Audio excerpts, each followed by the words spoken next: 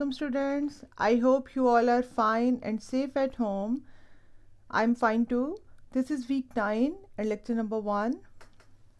We have started the chapter number 12, coordination and control. And today we'll discuss the parathyroid glands, adrenal gland, pancreas and gonads.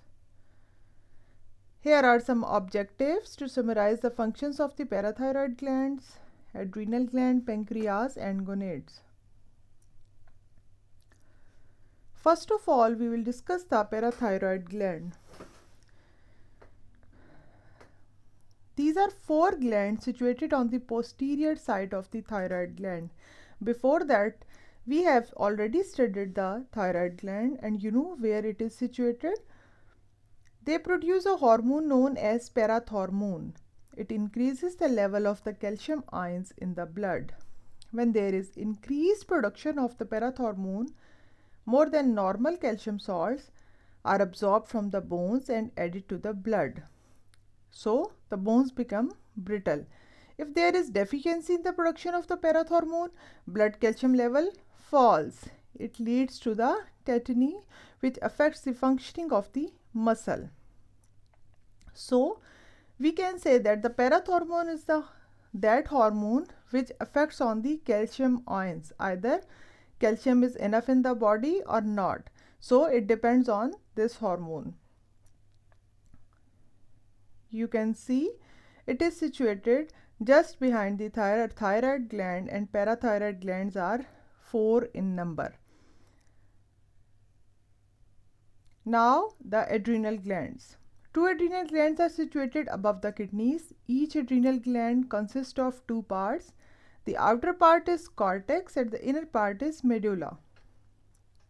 Adrenal medulla secretes a hormone called epinephrine or adrenaline in response to stress.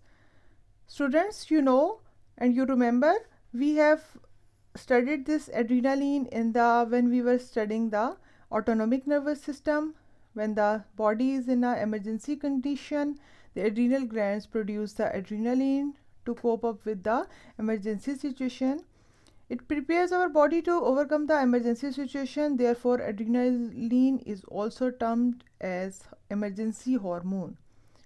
Adrenal cortex secretes many hormones called corticosteroids, which maintain the balance of salts and water in the blood. So we can say it produces one hormone that is called emergency hormone, and the function of the adrenaline is to there are different functions, like it dilates the pupil of the eye, it can increase the heartbeat, it can increase the breathing rate. So because it's an emergency hormone, in emergency situations this body secretes this hormone. You can see adrenal gland where it is situated just above the kidney, and it is situated and it secretes the 2 hormones, epinephrine, adrenaline, or many corticosteroids hormone that maintains the salts and water in the body. Pancreas. This organ has 2 functions. The major part of the pancreas is ducted exocrine glands. This portion secretes the digestive enzyme through a duct into the small intestine. Some portion of pancreas serve as a ductless endocrine gland. So we can say that this organ has 2 functions. One is exocrine, mean ducted gland, and other is endocrine, like ductless gland. It releases the hormone from the endocrine part or endocrine gland. You can see in this diagram pancreas, head, neck, body, tail of the pancreas. Where is it? It is situated? It is situated just below the liver and just you can say beside the stomach as well. This portion contains the groups of endocrine cells referred to as islets of Langerhans. These islets secretes 2 hormones. One is glucagon and other is insulin. Glucagon influences the liver to release the glucose in the blood, and so the blood glucose concentration rises in the blood. So glucagon is that hormone which increases the concentration of glucose concentration ions in the blood.